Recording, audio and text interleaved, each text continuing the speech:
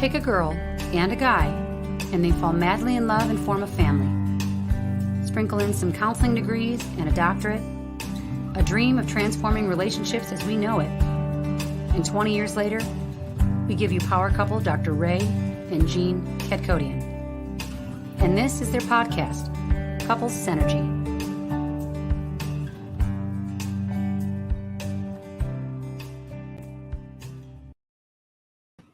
Hello, this is Angela, and here is another Connections Live webinar with Dr. Ray and Jean. Tonight, the topic is loyalty in relationships, and we're so happy you're joining us. Feel free to comment, right? We want to know you're here, and we also want to answer the questions you might have, or share a comment with us if something really resonates with you. Part of the reason why we do these webinars live is for participation. We want to help you out. We want to hear from you. So please participate. And without further ado, let's talk about loyalty in relationships with Dr. Ray and Jean Kadkodian. Hello. Hey, Ange. Hello, Ange. How are you doing? I'm doing well. There's a lot going on. It sure And is. even with this being planned, it feels unplanned, with so much, but I'm happy that we're here. And I'm so happy that people are joining us, like Joel and Pixie. Joel and Pixie, welcome. Welcome again. It seems like it's been such a long time since we've done this, right? Well, lots happened. A lot has happened. Yeah. A lot has happened. I'm sure a lot has happened for all of you out there as well. We've been hearing from people that this month has just been crazy month. Yeah. Just really crazy. A lot of shaking up, a lot of moving parts. Oh my gosh. Mm-hmm. Right. And here in Illinois, the Cook County has just gone back to masks indoors. So it's like, there's just always, like every single day, something is happening. Something's changing. And a lot of times this change does not feel so good. Hey, Ange. And now, sorry about that. Message from Jean. Oh, no. I'm sorry. Please continue. I'm interested to hear what you have to say about loyalty in relationships. But let me start out. What do you mean by relationships? Are you talking about just in a romantic partnership, or does this also, expand to other relationships? It's interesting you asked that, because there is a little debate about a philosophical debate about, can we be loyal to a thing or only a person? Mm-hmm. And, because they suggest you could be loyal to a country or something like that. And other philosophers believe you can only be loyal to a person. But yeah, this is all relationships, because there's something implicit in loyalty. Loyalty says that I'm making a commitment to you. And when we break our commitments, disloyalty, correct? Yeah. I have a great thought about disloyalty. Remember Lucy in Charlie Brown? Oh, yeah, She would put the football out. And then the last second, she'd pull it away. Pull it away, right. Right. It's like breaking the trust, of someone where you are expected to be trustworthy. Right. So, if someone that you don't know violates you, that's not a disloyal thing. That's a hurtful thing. Right. But when somebody makes the effort to connect with you and to instill trust and loyalty within an agreement, within a relationship, whether it's a primary relationship, a business relationship, your children, whatever relationships we're in, and that gets violated, that is one of the most damaging things that can really happen to us. Oh, it's so hurtful, right? I mean, we have talked about in the past about these different levels of vulnerability that we dive into in our relationships, right? And so as we go deeper and deeper into those levels of vulnerability, the potential of being hurt is even greater. And so when we start to engage in a relationship with someone and we start to build trust, right? And it's mutual, right? And that trust starts to build in that relationship. And then that person decides to betray you, that is the deepest kind of hurt that you could have, right? And I think a lot of people, what they do is they avoid that. They're so afraid of feeling that pain and being betrayed in that way that they keep at a distance from people, in their relationships. From a spiritual perspective, I would say that loyalty is a higher form of beingness in the world. When you look at the animal kingdom cannot be disloyal. It cannot sin because it does not choose. Animals do what they do, and they do what they do for their survival and their instinctual and whatever it is. And none of it's really personal. Human beings torture each other. You don't really see just the medieval ages, right? Where people created all these ingenious torture devices. Yeah. And so loyalty is kind of that bridge between that primitive world that we're in and actually this growth and becoming of enlightenment and sacredness and potentially within a human body. I don't know if it happens on this earth. I think we're so flawed and we're so reactive when we have that side of us that's primitive. And when we get hurt, we want to strike back. We want to. It's like defend yourself, right? Like a cornered animal is going to strike out because they're in pain. And so that should really lend to why someone would be disloyal, right? What would drive someone to cause pain in someone else that they have built a relationship with and have built trust with? It typically is coming from a place of pain within themselves, right? They don't feel worthy inside. They don't feel, that they're a person of integrity inside. When you look at boys, when boys get hurt, they tend to lash out. And when girls get hurt, they tend to hurt themselves. And that's why you see so many more serial killers that are men than women, although there are some, and they're really scary. Those women are very terrifying. And the higher percentage of women who suffer with self-injury and self-injurious behavior is much higher. Women, right? Is much higher. Yeah. And so when somebody is hurting, they will do something to take that energy and put it somewhere else, either by hurting themselves or hurting someone else. And when we are in that place of pain, it's only then that we will do that. And so if we weren't in pain, we really don't have a desire or need to go and hurt someone else. Yeah. No, when you are on a path of success in your life, when you feel good about who you are, there's no need to strike out at other people, right? There's no need to hurt your partner if you feel good about who you are and feel good about the relationship, but it's only when we are in a very dark place. It's only when we are not sure of ourselves and feel insecure that we are going to hurt others.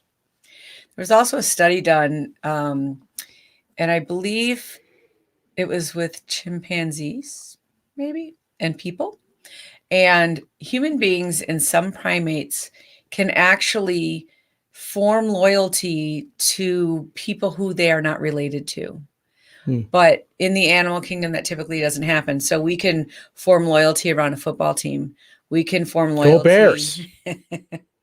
Around a flag, so to speak, or a state or a school or something like that, that we collectively say, I want to join this group. And if I join this group, then I have a sense of belonging, which is a sense of belonging is one of the greatest things for human beings because it gives us a sense of a place to heal and have a purposeful and meaningful life. Well, we all seek it out instinctively. Yeah. We seek out groups to belong to and to feel like we are accepted. And so when we get excluded from the group, historically, that could have even meant death. For sure. For sure. I mean, in, the anthropologists, they believe that we all kind of migrated together in groups of 100, in tribes of 100. And within that tribe, of 100, you fulfilled some type of purpose and meaning. You had your role. And if you were cast out of that group, it most likely meant, that you didn't survive. Right. It's interesting in Russia during the war, they didn't exile people, they inciled people. So if they exiled them, they potentially had a better life. So they kept them in country and they sent them to Siberia, or they locked them in their homes or something like that. And again, it was a way to hurt people, And I would say the greatest amount of pain when it comes to, disloyalty or betrayal, that is going to come from a primary partner. It's going to come from your committed partnership, your relationship. And it is because you get to a depth of vulnerability that you should not get to with anyone else. When you are in a pair bonded relationship, you're regulating each other's hormones and biorhythms and so many other things. Like your safety and their safety is really commingled and dependent on each other. And when that gets threatened, and again, when we said when people are hurt, they lash out, when that gets threatened, that is extremely painful on so many levels for a human being. And it creates an environment of uncertainty. And the thing we do not like as human beings is uncertainty. No. And no one is exempt. Everyone out there that is listening, every one of you have experienced at some point that deep, deep pain of betrayal and disloyalty from someone that you felt very close to. You trusted, right? You felt like, they had your back and you had theirs. And it is a common feeling that we all have. And as I said earlier, it is something that people avoid. It is something that people will avoid at all costs and do whatever they can in relationships to prevent that from happening. You need to think about just like a prenup. All right. A prenup. Okay. A lot of people have different ideas or feelings about what a prenup is and what it symbolizes. But ultimately, it is a legal form designed to try to avoid that feeling of betrayal. Yeah. Guaranteed, even if you had a prenup and you separated or got divorced, you will still feel the feeling of betrayal. Yeah. It doesn't really protect your heart, just your wallet. No. Just your wallet and just your logical brain, right? But when it comes to relationships, logic has no place. The language of relationships is emotion. Yep. And we've all also had the experience of somebody being loyal to us that we didn't know we had that commitment with, that they went and saw that there was something going on and they just showed up.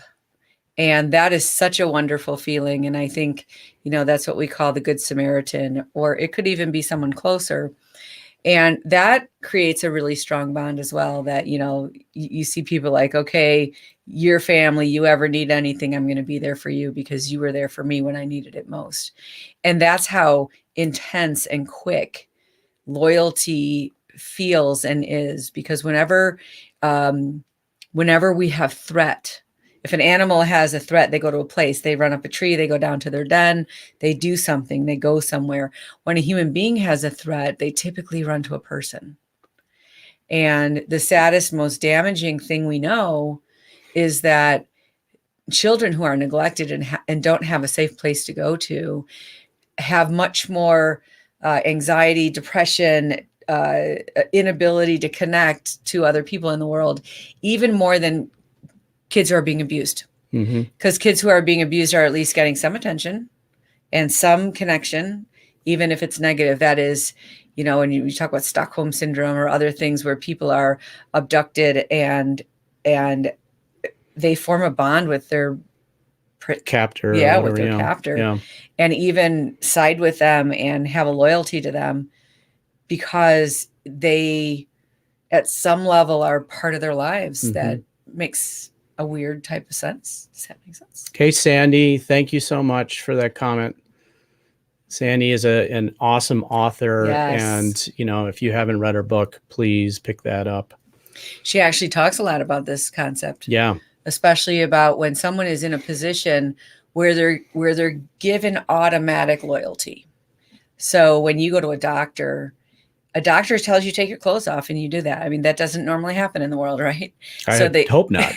So they instantly have this position of authority. And if they abuse that, it's even more damaging. Mm-hmm. Or a therapist or a clergyman or someone that you go to when you're vulnerable because they've made a commitment to care for you. And when they violate that, that's even greater than someone not being in that position. I forgot to mention Sandy's book title when saying pick up her book. You don't Yeah. know what book title it is. Let Me Pray Upon You.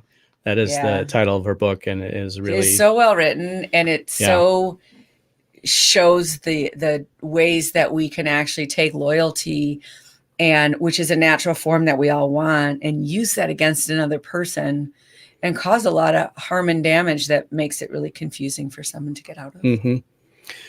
And I think that we should make a distinction between people who maybe use the guise of loyalty to manipulate people, right? Versus someone who is Genuine. Not necessarily genuine, but they're genuinely in pain inside.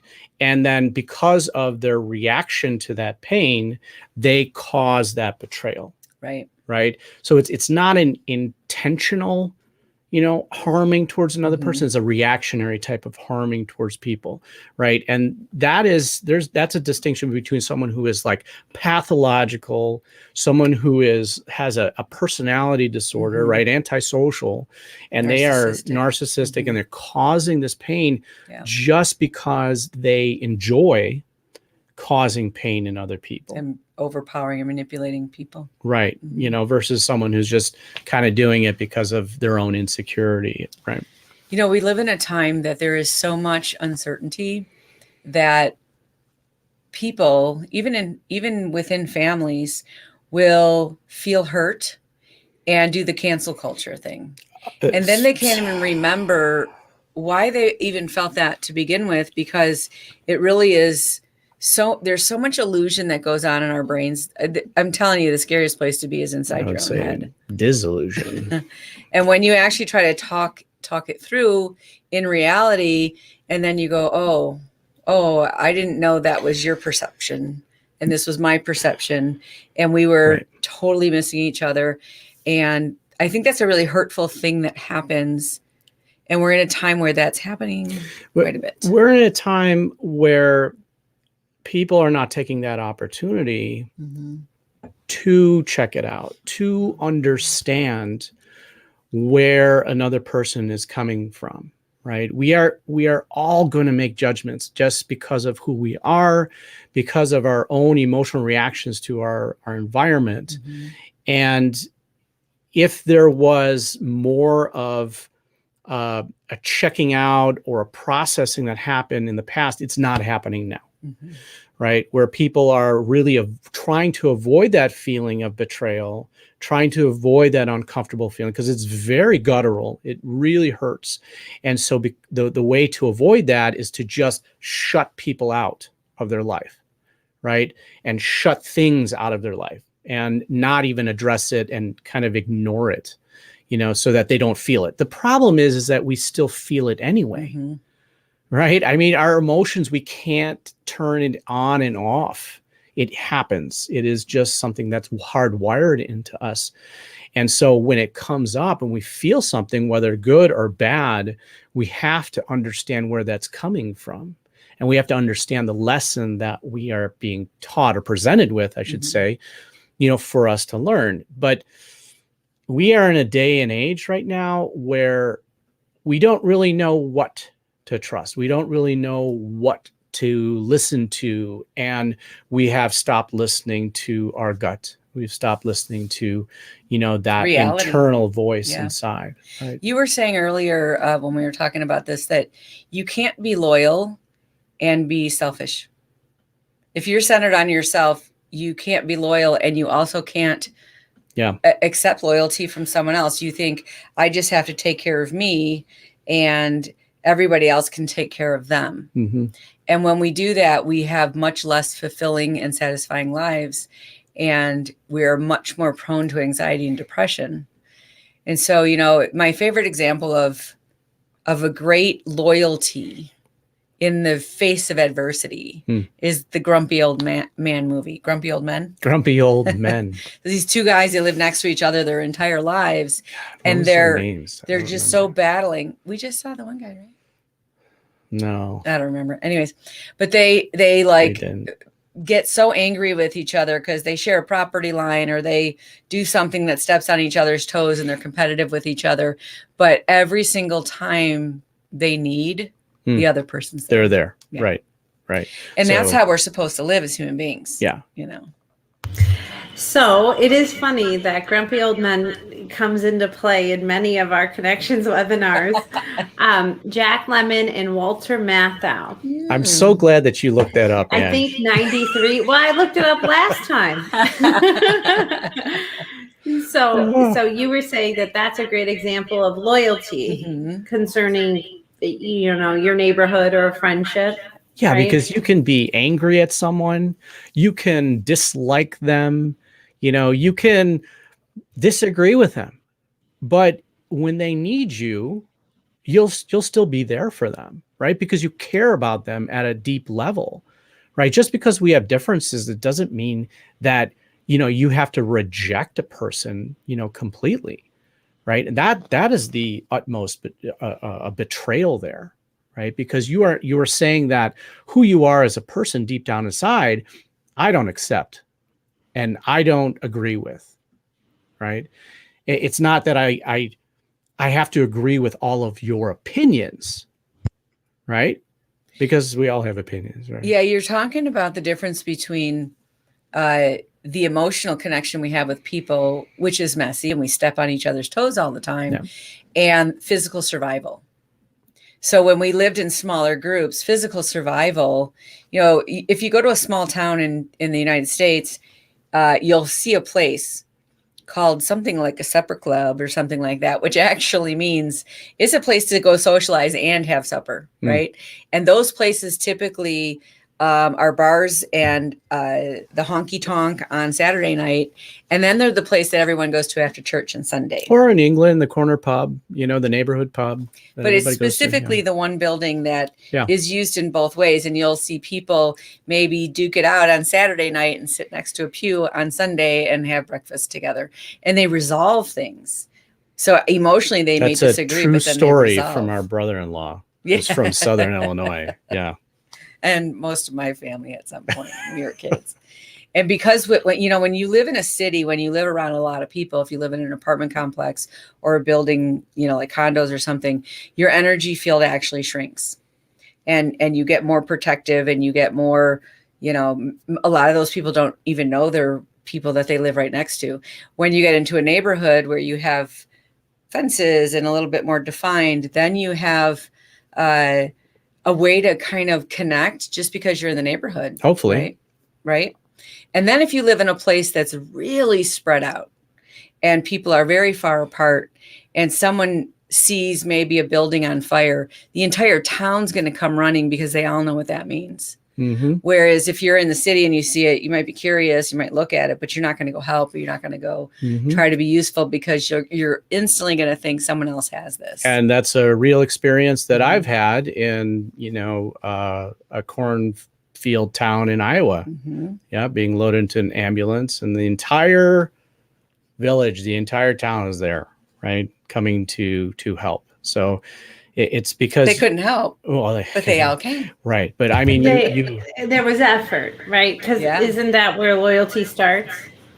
because you start looking out for each other because you know that your survival depends on it, and that's, we've been very, I think, fortunate to be able to have multiple experiences in our life, that has given us multiple perspectives on this feeling of loyalty, right? This, vocation, not vocation, a value, I should say a value set of, loyalty, being in the mountains, hiking for, days on end.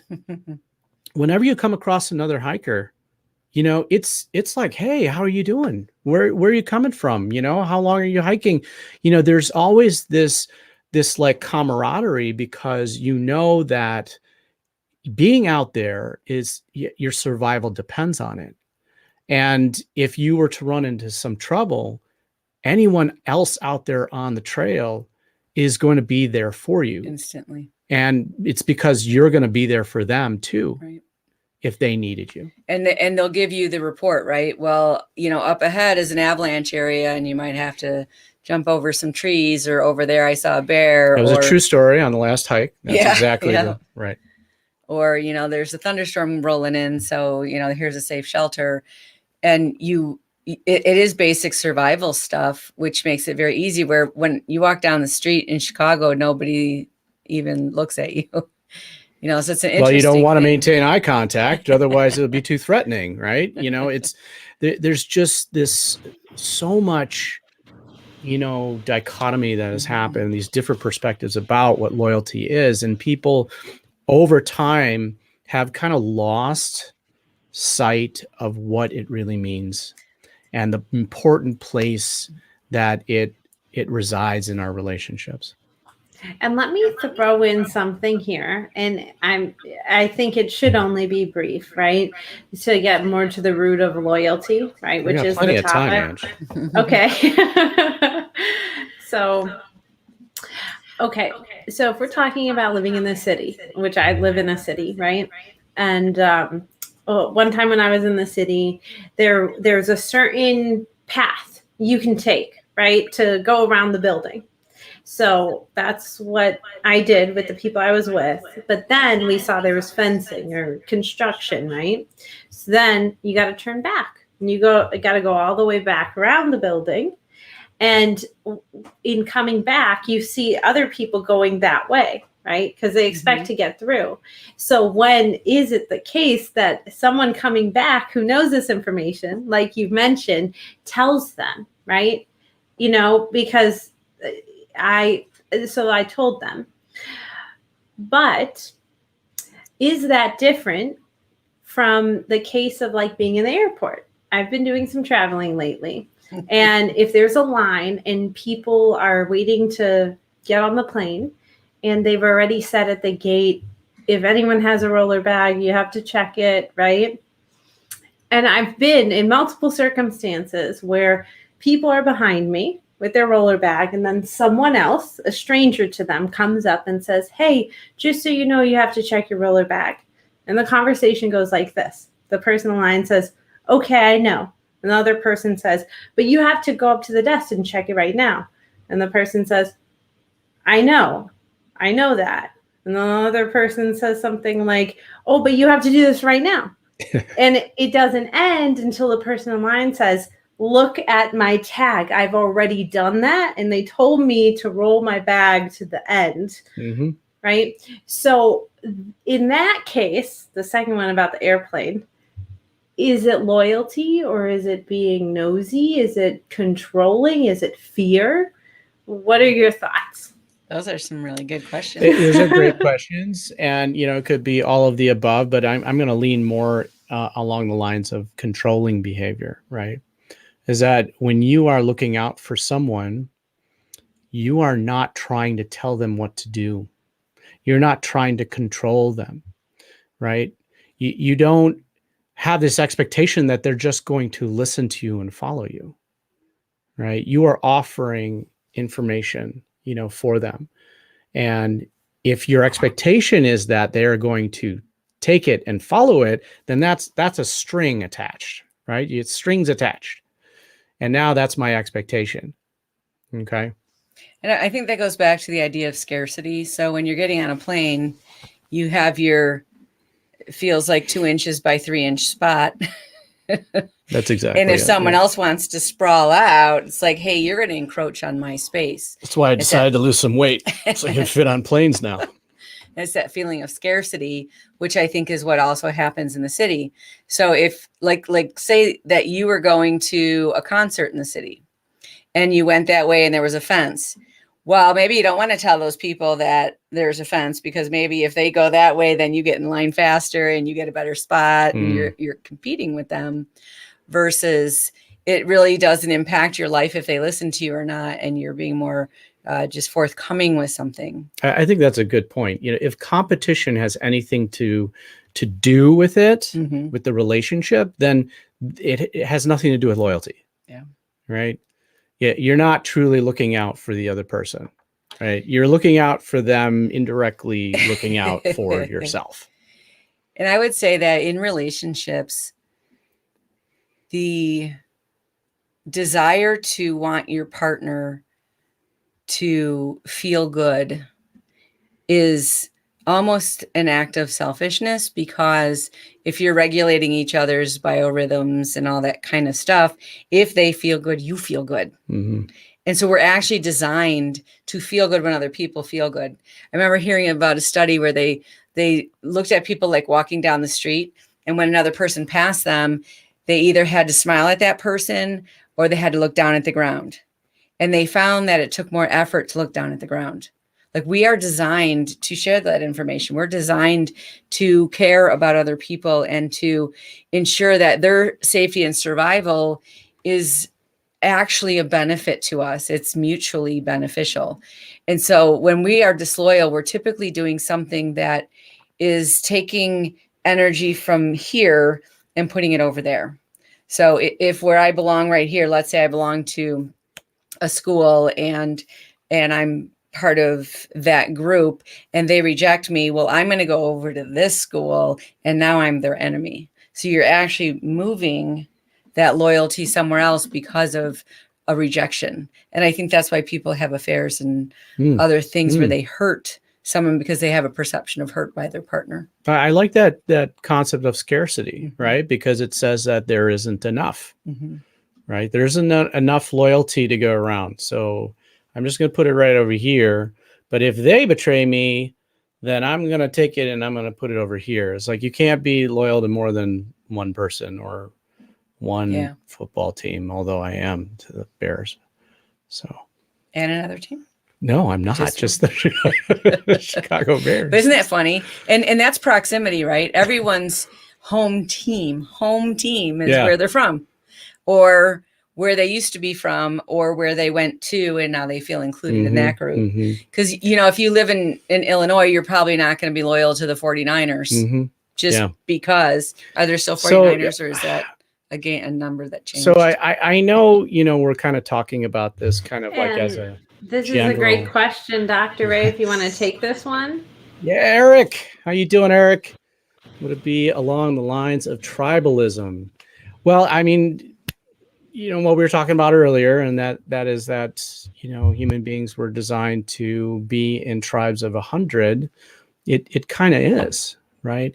And, there have been studies about ostracism. I can't say this word to save my life. Yes, ostracization. God, I can't say that word. Anyway, there have been studies about it in saying that it was a very vital part of survival in tribes, right? Because if you did not abide by the rules of the tribe, you were exiled, you were sent out. And people didn't want to be sent out because that meant doom, that meant dying, right? Being cast out, not being able to survive on your own. And so people abided by the rules of the tribe. And so it is something that's very fundamental in our survival. And now that we don't live in these tribes, we don't have tribes anymore. It's like this feeling inside, but right? We that create feeling artificial tribes. Correct. Yeah. Right. We do create artificial tribes. I mean, that's the whole sense of wanting to belong, wanting to join something and feel accepted. Right. And so this feeling that of betrayal that was used in a way to kind of keep people safe and in line is kind of going bonkers. It's going out of control. Right. And, the ultimate form of loyalty is, we watched a movie last night called Space Cowboys. kind of You know, movie. we keep dating ourselves by mentioning these really old movies. It was in the 2000s. It was not. Anyways, but and this is a theme of many movies. Okay, let's say Lord of the Rings. Can we say that? That works the same way. That's old So too. you're kind of old. I just had a birthday So this past Friday. I am feeling old. So, in that movie and in a lot of movies, there'll be someone who actually gives their life for the tribe, who says, I think this is the only way this is going to get done. And either we're all going to die or one of us is going to sacrifice themselves so that there's the greater tribe can continue to move on. And Yep. that is a really ultimate form of loyalty that, I think many parents have that for their children. I don't think it exists too much in our culture anymore. No, though. sadly. Yeah. And those type of things where we choose to ultimately give at that level. Yeah. I think there's a lot of sacredness in that. Mm-hmm. And it is so hard. Loyalty is so hard. It's so incredibly hard. It is so hard, and it has evolved. Mhm. I think it's evolved over generations, and in our society today. I was talking with a client just the other day where he was at a party, and because of all of this divisiveness and everything, you pick a topic, doesn't matter, the divisiveness. His dad got into a fight with his uncle, and then eventually got into a fight with him. And, it's like those bonds, the loyalty bonds that used to exist, right, that were expected. Mhm. They're not there anymore. And in order to actually create those bonds now, we have to intentionally work at it. We have to intentionally reinforce it and create it and feed it. Because as Jean said, in a moment, it can be gone, right? You think back to I'm thinking 1960s, because we're still going old, where the saying was, ask not what your country can do for you, but what you can do for your country. Yep. Would never be uttered today. Not in a million years. No. It's like, what can my country do for me? Yeah. Janet Jackson said, what have you done for me lately? And actually it leads to a really dissatisfying life. But it is scary. It's scary and vulnerable to be loyal and to maybe even find yourself on the wrong side of something because of loyalty. And I think there's just a warmness that you get in your heart that feeds you when you choose loyalty, that if it feeds you and warms you, then choosing disloyalty actually cools you and makes you dark. I just, want to say that, when we come up with these topics to talk about, it comes from a place of personal experience, right? And it is something that happens in real time, and Jean and I have experienced some just real betrayal just, recently, and I'm not going to get into details and stuff about it, but, it really rocks you to the core, especially when you believe in people and then they just decide not to believe in you. And especially when you invest, as we talked about it over this webcast. This is a webcast or I don't know. And, we talked about it. It's you invest in those relationships and you build trust and you become trustworthy. And as you build those relationships, it can crumble at any moment. And when that happens, it just really gut punches you. And it is not something that we don't want to give the impression that it's easy to get through, right? That it is something that you can just say to yourself, well, everything happens for a reason. And, we could just, let it go, right? Because it's not right. easy. But I would say in the same moment that you experience an extreme disloyalty or cut, you also, from somewhere else, someone steps in and proves their loyalty and bonds with you in a way that can't be unbonded. Mhm. Right, Ange?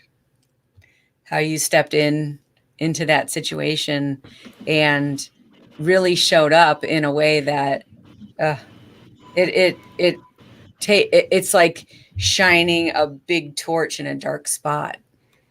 And we can choose to be the one that douses the torch or lights it. And you chose to light it, and it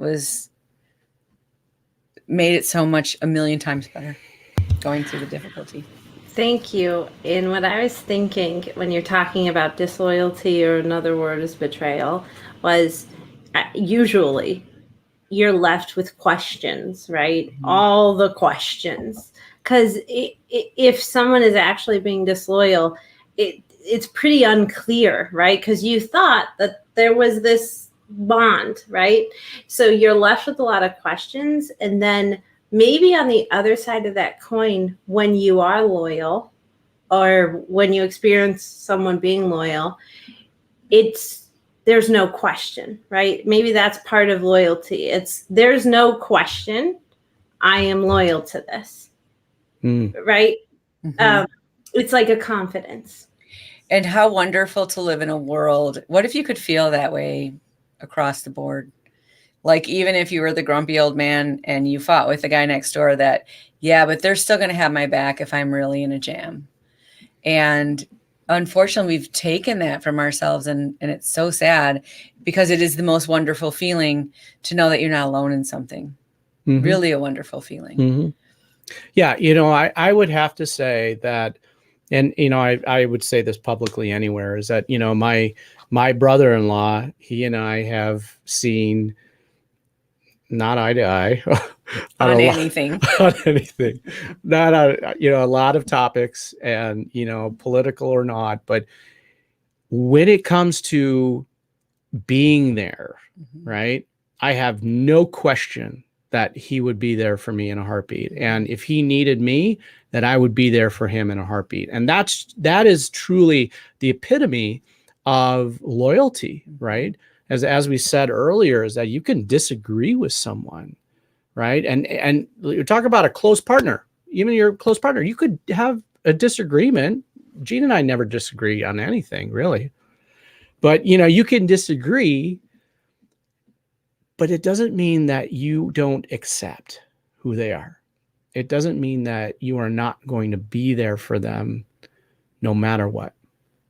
And that is why disloyalty and betrayal is so painful, is because you had that expectation that that person was going to be there for you. And they, for whatever reason, those questions you're talking about, Ange, for whatever reason, they decided not to. We are designed to be loyal, and it goes against us to be disloyal. And every time we do a meditation, and when we did Vipassana, I don't know if I ever asked you about this part. So Vipassana, blah, blah, blah, 10 days silence, living in yourself. I know what we say. It's really, I know. Important. But so. there comes a moment once you break through your own stuff that you just start loving everybody. It's the weirdest experience. And it doesn't matter who they are or what they've done to you. You can see they're human. You can just, everything falls away. And when we get still, and when we get balanced and centered and connected, we feel that belonging and connectedness, because that is truth. Mm-hmm. When we feel the disconnect, when we feel apart and we feel afraid and we're reactive, that's where we're disloyal. That's where we're going against ourselves. Yeah. And being in the human body is a form of disconnection. I think whatever we're actually made of is all one. And then we've wrapped a body around it. And now, Ange, I don't know what you think. I don't really know what you feel. I don't know what you're going to do. But if we were in spirit, we probably knew. We could, oh, that's what you got going on. You have a knowingness because you connect. And you would accept it. Mm-hmm. It would be pure acceptance. Yeah. There's no judgment. Right. Yeah. So maybe meditate, huh? Yes. Well, I have one more thing to say. Okay. So like you said, Dr. Ray, it's not always easy, right? If you go through Yeah. something like this, it's not always, let me find the reason. And in addition to that, I have found that there is something, right? A lesson, a way to grow. And the way that I've been growing very recently with the disloyalty is managing my expression, so the anger that comes up, one of the feelings, right? I had made the conscious choice not to express it to specific people. And even if I questioned it right after, like, oh, I should have said this, I should have went in this way, was I too weak, etc. All these things, I am happy with it. And like, I would like to think that's a change in me. If Mhm. I was much younger and this was happening, I might have reacted differently, which then could have had regrets or something, right? Instead, I'm like very confident with the fact that I was able to control that expression. And I think that made me come off as just a more confident person, and also saying that this loyalty is not crushing me, because Well, it's not. for the fact, the fact of the matter is that we never have control over other people, right? And the one thing that we don't want to carry around with us is a bag of regrets in our life. And every moment we have a choice on whether we are going to collect another regret or not create one. And so that's kind of what you're talking about, Ange, is, just deciding that my reaction, or how I'm going to react to, this feeling of betrayal, which is guttural, right, is not going to be something that is going to cause or create a regret in me. Right? Because we have choice over how we respond, Absolutely. Right. but not what happens to us. Yeah. Yeah. Yeah. So the meditation that we're going to do, we may have done before. Carrie joined late. Hey, Carrie. Hey, Carrie. Just say hi. This is a really, I don't know if famous is the right word, but Thanks, it's a Eric. really long, old meditation. And it's called the Loving Kindness Meditation. And it's a Buddhist meditation, I believe, called Loving Kindness. So just find a comfortable position and close your eyes.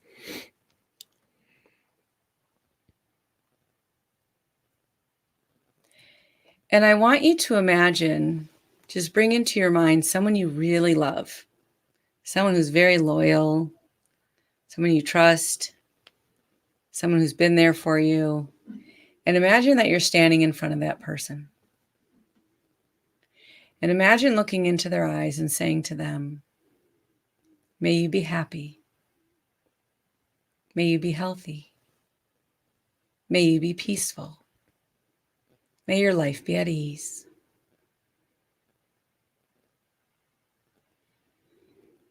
And now imagine a complete stranger, someone that, might be walking by you on a street, in a park. And imagine looking into that person's eyes and saying to them, may you be happy. May you be healthy. May you be peaceful. May your life be at ease. And now I want you to think about someone who has been disloyal to you, someone who's hurt you, someone who's betrayed you. And imagine looking into their eyes and saying, may you be happy. May you be healthy. May you be peaceful. May your life be at ease.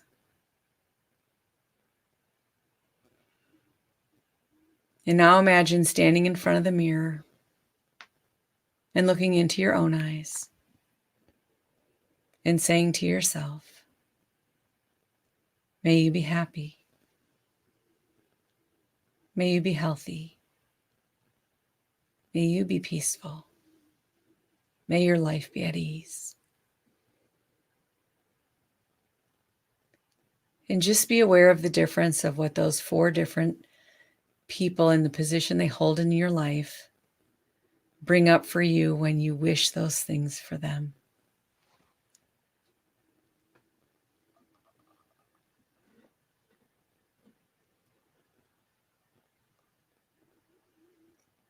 And just spend a moment and imagine that radiating from your heart is that loving kindness. And it spreads through your home, through your community, through your state, through your country, through the world, and out into the universe.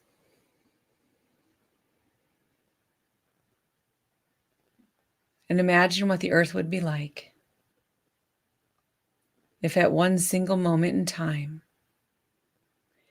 everybody could say the words together. May you be happy. May you be healthy. May you be peaceful. May your life be at ease.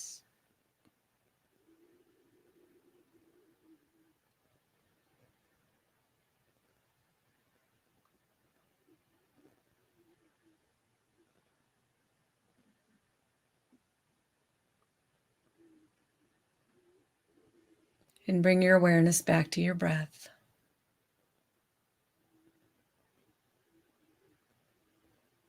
And when you're ready, gently open your eyes.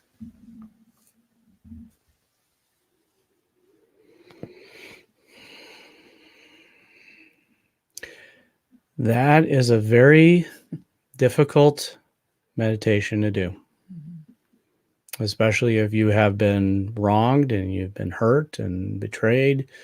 It puts a lot of things into perspective. Yeah. So we want to thank you so much for joining us today. And See, it's been a Deborah's month. on. We miss Colorado. Hey, Deborah. We'll be back soon. We'll be back soon. You know, it's been What I want to add is not only did they miss Colorado, they wish they were in Colorado. They're like, oh, it was so hard to leave. Yes, it was. and it's an hour earlier there too. Like you get more of a day. So may you be happy. May you be healthy. May you be peaceful. And may your life be at ease. And until next time, synergize your life and synergize your love.